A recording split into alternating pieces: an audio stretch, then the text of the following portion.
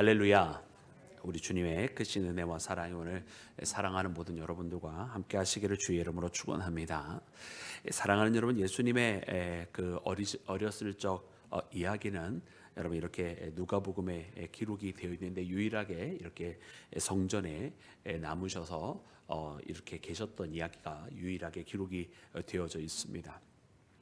우리가 그래서 여러분 예수님의 보통 우리가 복음서에는 이제 이 출생에 대한 이야기 외에는 여러분 예수님의 공생애를 주로 만나게 되는데요. 여러분 유독 누가복음에서는 이 12살 때에 성전에 방문하셨던 이야기를 기록을 하고 있습니다. 여러분 이때 이 성전에 방문하시게 된 것은 그 부모를 따라 해마다 여러분 이렇게 성전에 올라갔었는데 이 12살 되던 해는 하나의 사건이 벌어졌습니다. 바로 돌아가던 길에 육신의 부모였던 마리아와 요셉은 예수님이 함께 있는 줄로 알았는데 실제로는 예수님께서 그 성전에 남아 계셨던 것이고 그 부모는 이 사실을 너무나 늦게 알아차리게 되는 것이죠. 그래서 다시 예루살렘으로 돌아가면서 친척들 가운데 혹시 있는가요? 친지들을 다 방문하게 되는데 다시 만나게 될 때가 바로 사흘째가 되던 날이었더라라는 것입니다. 그래서 참 어떻게 이런 일이 일어날 수 있을까? 얼마나 뒤늦게 눈치를 챘으면 이런 일이 일어날 수 있을까? 이런 생각이 들어요. 그래서 예를 들어서 만난 다음에 어느 정도 길쯤을 떠나야 다시 돌아올 때 친지를 만나기 위해서 여기저기를 방문하고 혹은 예루살렘에 있다가 흩어졌을 친척의 집에 그 길을 따라가서 쫓아가서 만나고 돌아오면서 예루살렘에 가야 사흘길이 걸릴까 뭐 이런 여러 가지 생각들을 다 해보게 되었는데 여러분 오늘 말씀은 사실은 그건 중요한 것은 아니고요.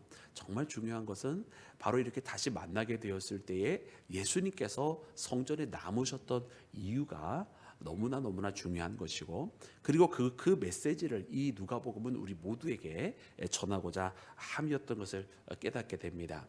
여러분 오늘 말씀해 보니까 이제 다시 만나게 되었을 때 여러분 마리아와 이렇게 이야기를 합니다. 우리 함께 읽을 때 우리 48절 말씀 우리 함께 읽겠습니다. 우리 다 같이 합독합니다. 시작.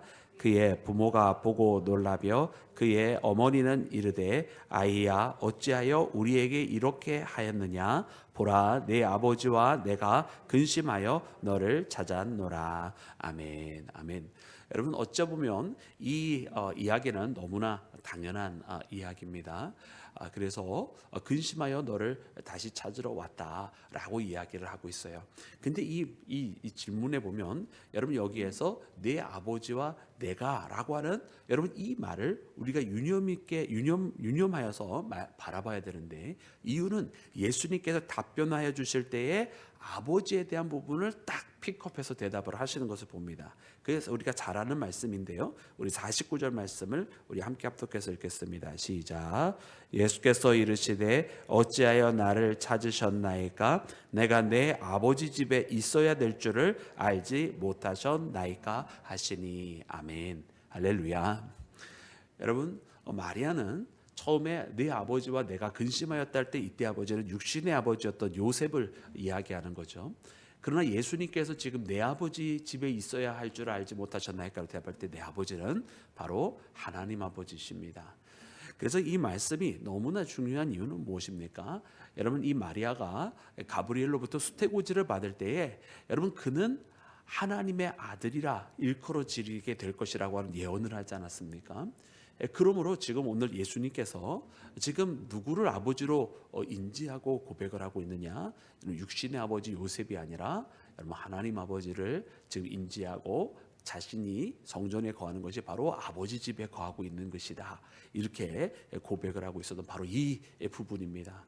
그래서 이것을 지금 누가는 바로 예수님께서 소실적부터 자신이 걸어가야 될 길에 대해서 인지하고 계셨음을 여러분 우리 가운데 보여주고 계시는 것이고 그가 걸어가야 되는 이 길이 혹자의 이야기처럼 나중에 그가 깨달아서 나중에 자신이 하나님의 아들의 길을 걸어가게 되었다라는 여러분 그런 것이 아니라 오늘 이렇게 말씀해 보면 그는 아주 어릴 때부터 하나님의 아들로서의 그 길을 인지하고 계시고, 또 공생애라고 하는 것이 그때 갑자기 뭐 때가 되어서 한 것이 아니라 이미 어려서부터 계속 준비되어져 가셨던 것을 말씀을 통해서 발견합니다. 그래서 우리가 보통 이제 어떤 사람들, 어떤 이제 일각의 학자들이나 혹은 이제 지금은 이미 여러분 이단으로 규정이 됐는데 양자설이라고 하는 여러분 이제 그리스도론이 있는데, 양자설은 무엇이냐면 정말 말 그대로 원래 그냥 인간이었을 뿐인데 인간이었던 예수님이 나중에 하나님에 의해서 양자가 되어서, 즉 하나님의 아들로 받아들여져서 그 길을 걸어갔다라고 주장하는 것이 바로 양자설입니다. 근데 이 양자설의 내용의 핵심은 무엇이냐면 결국 하나님의 아들이신 그분이 처음부터 하나님의 아들로서 우리 가운데 임하신 게 아니라 처음에 그냥 보통 여느 인간과 똑같았다가 나중에 받아들여졌다라는 내용이거든요. 그러니까 여러분 이것이 이단이 될 수밖에 없는 것이고요. 오늘날에도 보면은 우리가 여호와의 증인 같은 경우도 보면 예수님을 하나님으로서 완전한 신격체로 인정하지 아니하고 그냥 단순한 어느 선지자 중에 하나나, 그러나 뭐 훌륭한 선지자라고 말을 할 수는 있는지 모르지만은 그러나 하나님으로 인정하지 않는 모습을 봐요. 그래서 이건 이단이 될 수밖에 없다라고 하는 것을 발견합니다. 그런데 오늘 말씀해 보면 누가복음은 마태복음과 함께 예수님께서 태어날 때의 이야기만을 기록하고 있는 것이 아니라 이렇게 소년기의 이야기도 기록을 하면서 예수님은 어릴 때도 이렇게 하나님에 대해서 자신이 또 하나님의 아들로서의 길을 자각하고 이 길을 걸어가고 있음을 우리에게 가르쳐 주고 있는 것입니다. 그래서 여러분 오늘 우리 이 말씀을 보면서 여러분 하나님의 아들로서의 그 길을 걸어가고 계신 예수님을 여러분 우리가 발견하게 되는데요.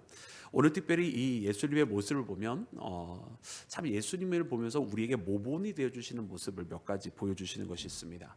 첫 번째는 우리가 46절 47절 말씀을 보면 이렇게 기록이 되어 있는데 우리 함께 합독해서 읽겠습니다. 시작.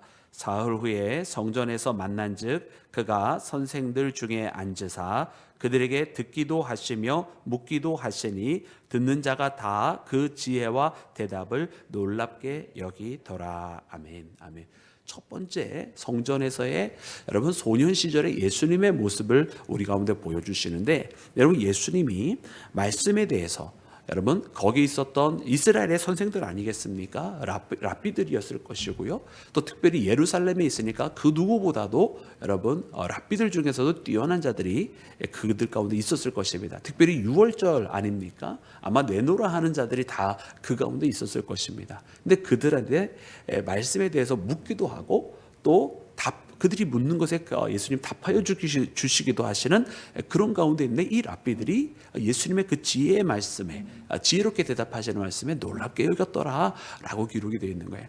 그러니까 예수님께서 어릴 적에도 이 말씀에 대해서 이렇게 답하실 수 있었던 이유가 무엇일까? 물론 혹자는 이야기하기를 하나님께서 다 영감으로 주셨다 이렇게 답을 할 수도 있겠지만, 그러나 이 말씀 자체가 우리로 알고 무엇을 가르쳐 주냐면 예수님은 여러분 말씀을 사랑하시는 분이었다.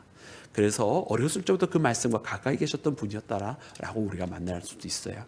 그래서 우리가 나중에 이제 공생애를 걸어가기 시작하시는 예수님, 여러분 40일 금식을 한 후에 사단으로부터 3가지 시험을 받게 되는데 그 3가지 시험을 다 무엇으로 이기십니까? 우리가 잘 알고 있는 것처럼 예수님이 여러분 사단의 그 시험 때마다, 유혹 때마다 예수님이 다 하나님의 말씀으로 그 시험을 이기시지 않습니까? 할렐루야. 여러분 이것이 결단코 우연이 아니다. 이것 또한 그냥 갑자기 그 말씀이 생각나서 하신 것이 아니라 이렇게 어릴 적부터 말씀과 함께 하시고 그 말씀을 사랑하시고 그 말씀에 이미 여러분 통찰이 있으신 예수님께서 공생애를 걸어가실 때에 말씀으로 이기셨던 것을 우리가 보게 됩니다. 여러분 그래서 여러분 예수님의 이 모습을 보면서 우리도 이렇게 말씀을 사랑하는 자가 돼야 되겠다. 그리고 말씀을 사모하고 했던 그 모습이 나중에 어떤 이 유혹이나 혹은 시험으로 대표되는 우리의 삶의 위기 속에서 말씀으로 이길 수 있는 것이 갑자기 생각나는 말씀이 아니라 평소에 그렇게 말씀으로 사랑하고 말씀으로 살아가는 것이 나중에 그런 순간에 힘이 되었더라 라고 하는 것을 여러분 우리가 발견합니다. 여러분 우리가 매일 여러분 말씀을 지금 묵상하고 계신 줄로 압니다. 그래서 우리가 함께 했던 이 묵상, 개인적인 묵상을 또 넘어서 우리가 속회에서 함께 말씀을 나누면서 말씀을 여러 번 보게 되잖아요. 그러면서 여러분 이 말씀이 우리 가운데 체득이 되어지고 이 말씀이 우리 가운데 각인이 되어지고 이 말씀으로 내가 수차례 묵상하면서 여러분 그 말씀이 이제는 우리 한 사람 한 사람 자기의 마음 가운데 더욱더 풍성한 열매로 여러분 맺혀지는 여러분 그런 시간들을 우리가 이제 속회를 통해서 시작했는데, 바라고 원하기는 여러분 이처럼 말씀을 사모하셨던 예수님처럼 우리의 삶에도 그렇게 말씀의 열매가 주렁주렁 맺히기를 주님의 이름으로 축원합니다. 또한 두 번째로 오늘 예수님의 이 모습을 통해서 여러분 결론적으로 맺어주는 말씀을 보니까 이렇게 기록이 되어져 있어요. 예수님의 유년 시절에 대한 모습인데 우리 함께 말씀을 읽을 때 52절 말씀을 우리 함께 읽겠습니다. 52절 말씀입니다. 우리 다 같이 합독합니다. 시작. 예수는 지혜와 키가 자라가며 하나님과 사람에게 더욱 사랑스러워 가시더라. 아멘. 할렐루야. 여러분 이 표현은 우리가 옛 성경에는 더 칭찬을 들으셨다라는 말씀으로 표현이 되어 있다가 이 표현이 이 번역이 사랑스러워 가시더라라는 표현으로 정말 다시 그 말씀의 원뜻에 가깝게 이제 해석이 되어졌습니다. 이 말씀 보면 여러분 우리가 무엇을 깨달아요? 예수님께서 성장을 하셨다라는 것을 보여주시잖아요. 그래서 예수님은 참 하나님이시지만, 그래서 하나님이 육신이 되어 우리 가운데 오셨지만 또한 참 인간이셨다라고 하는 것을 보여주십니다. 즉 다시 말하면 여러분 예수님께서 하나님이시니까 뭐 인간의 아픔도 안 당하시고 고통도 안 당하시고 뭐 성장하실 것도 없고 이런 분이 아니라 분명 하나님이시고 그는 근본 하나님과 동등하신 분이었지만 또한 이 땅에 오실 때는 우리 인간의 연약함을 그대로 다 가지고 오셨고 우리가 예수님께서 시험 가운데 계셨다라고 하는 것은 우리 인간들이 당하는 모든 일들을 다 당하실 수 있는 분이시며, 또한 십자가를 통해서도 우리가 보듯이 예수님께서 심지어 죽음까지도 우리 모든 인간들과 똑같이 당하시는 그런 분이셨다. 여러분 그래서 그런 우리 인간의 유한성을 그대로 가지고 계셨음을 보여줍니다. 그런데 오늘 말씀을 통해서 그 가운데 예수님은 어떤 것이냐, 우리 모든 사람들이 어떤 이 유년의 시절에서 장성하기까지 성장하는 것처럼 예수님도 이런 성장의 과정이 있음을 우리 가운데 보여주시는데, 여러분 그 지혜와 키가 자라셨다라고 하는 것을 우리에게 보여주시고 또 하나님과 사람들 앞에 사랑을 받으셨다, 이런 말씀을 보여주십니다. 여러분 성장이라고 하는 것은 우리 인간의 모습입니다. 부족했다가 또 온전하여지는 그런 이미지 속에서 또 어렸다가 장성한다라고 하는 이미지로 여러분 이렇게 우리 가운데 어떻게 보면 유비적으로 표현이 될 수가 있는데요. 여러분 우리 신앙도 어떤 것이냐, 여러분 그리스도에게까지 자랄지라라고 우리가 말씀을 해주십니다. 그래서 우리도 여러분 우리 신앙이요, 우리 신앙도 이렇게 자라가야 됩니다.